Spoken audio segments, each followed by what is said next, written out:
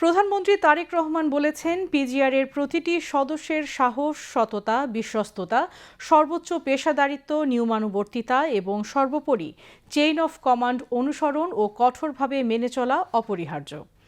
আজ পিজিআর সদর দপ্তরে প্রেসিডেন্ট গার্ড রেজিমেন্টের ৫১তম প্রতিষ্ঠা বার্ষিকী উপলক্ষে আয়োজিত দরবারে কথা বলেন প্রধানমন্ত্রী। জনসভা এবং রাষ্ট্রীয় কর্মসূচিতে নিরাপত্তা কৌশল যাতে সরকার প্রধানকে জনগণ থেকে দূরে ঠেলে না দেয়, সেদিকে বিশেষভাবে লক্ষ্য রাখতে পিজিআর সদস্যদের প্রতি আহ্বান জানান প্রধানমন্ত্রী।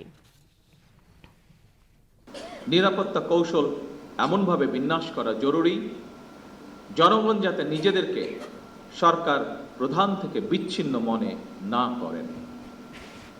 একটি গণতান্ত্রিক সরকারের প্রধান হিসাবে আমি জনগণের বিশ্বাস এবং ভালোবাসার উপরে আমার আস্থা এবং নির্ভরতা বজায় রাখতে চাই। সুতরাং নিরাপত্তা কৌশল যাতে সরকার প্রধান থেকে জনগণ থেকে দূরে ঠেলে না দেয়, সেদিকে বিশেষভাবে লক্ষ্য রাখার জন্য আমি আপনাদের প্রতি বিশেষভাবে আহ্বান জানাই। সশস্ত্র বাহিনীর পাশাপাশি পিজিআর কিংবা এসএসএফ এর মতন সফিস্টিকেটেড বাহিনীগুলোকেও সরকার আরও আধুনিকায়নের পরিকল্পনা গ্রহণ করেছে। এই বিষয়ে যথা নিয়মে পদক্ষেপও গ্রহণ করা হচ্ছে। আমি বিশ্বাস করি, সশস্ত্র বাহিনী যদি দেশপ্রেমে উদ্বুদ্ধ হয়ে কঠোর নিয়মবর্তিতা অনুসরণ এবং পেশাদারিত্ব বজায় রাখেন, তাহলে দেশের সার্বভৌমত্ব আর কখনোই হুমকির সম্মুখীন হবে না বলে আমি বিশ্বাস করি ইনশাআল্লাহ।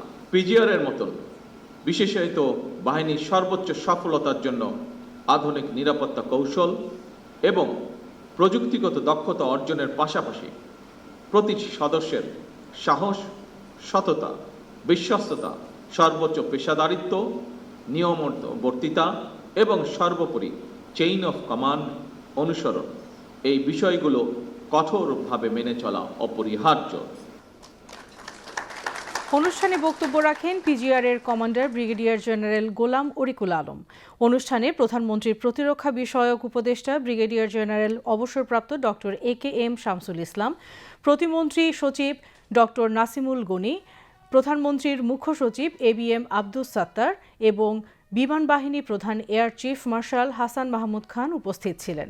এ সময় প্রধানমন্ত্রী তারেক রহমান প্রতিষ্ঠা বার্ষিকীর কেক কাটেন। এর আগে ৫১তম প্রতিষ্ঠা বার্ষিকী উপলক্ষে প্রধানমন্ত্রী তারেক রহমান পিজিআর সদর দপ্তরে পৌঁছালে তাকে অভ্যর্থনা জানান সেনাবাহিনী প্রধান জেনারেল ওয়াকারুজ্জামান এবং পিজিআর কমান্ডার। প্রধানমন্ত্রী পিজিআর-এর কোয়ার্টার গার্ড পরিদর্শন করেন এবং পরিদর্শন বইয়ে স্বাক্ষর করেন। পরে প্রধানমন্ত্রী সেখানে একটি গাছের চারা রোপণ করেন।